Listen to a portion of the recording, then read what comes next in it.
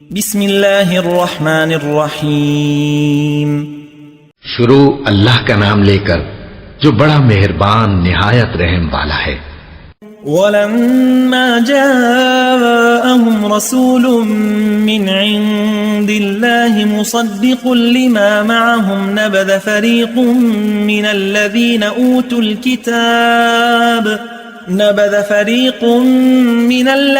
أُوتُوا الْكِتَابَ كِتَابَ اللَّهِ وَرَاءَ ظُهُورِهِمْ كَأَنَّهُمْ لَا يَعْلَمُونَ۔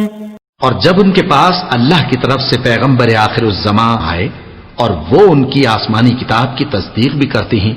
تو جن لوگوں کو کتاب دی گئی تھی ان میں سے ایک جماعت نے اللہ کی کتاب کو پیٹ پیچھے پھینک دیا،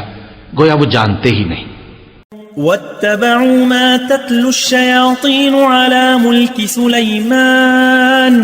وَمَا كَفَرَ سُلَيْمَانُ وَلَكِنَّ الشَّيَاطِينَ كَفَرُوا يُعَلِّمُونَ النَّاسَ السِّحْرَ وَمَا أُنزِلَ عَلَى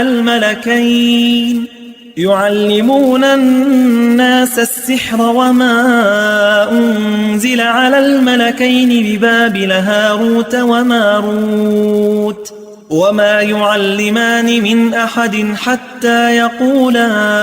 إِنَّمَا نَحْنُ فِتْنَةٌ فَلَا تَكْفُرْ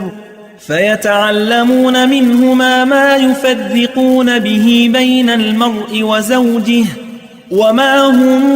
بِضَارِّينَ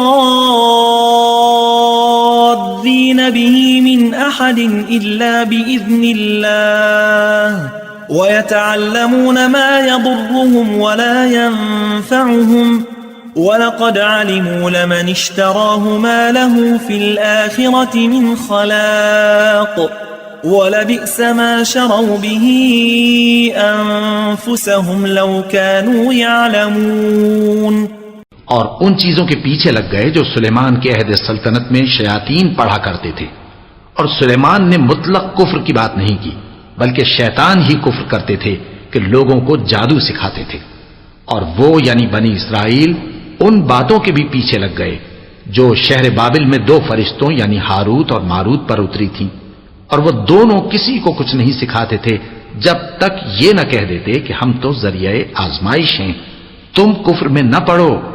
غرض لوگ ان سے وہ چیز سیکھتے جس سے میاں بیوی میں جدائی ڈال دے، اور اللہ کے حکم کے سوا وہ اس چیز سے کسی کا کچھ بھی نہیں بگاڑ سکتے تھے، اور کچھ ایسے منتر سیکھتے جو ان کو نقصان ہی پہنچاتے اور فائدہ کچھ نہ دیتے، اور وہ جانتے تھے کہ جو شخص ایسی چیزوں یعنی سحر اور منتر وغیرہ کا خریدار ہوگا اس کا آخرت میں کچھ حصہ نہیں، اور جس چیز کے عوض انہوں نے اپنی جانوں کو بیچ ڈالا وہ بری تھی، کیا اچھا ہوتا جو وہ اس بات کو جانتے۔ وَلَوْ أَنَّهُمْ آمَنُوا وَاتَّقَوْا لَمَثُوبَةٌ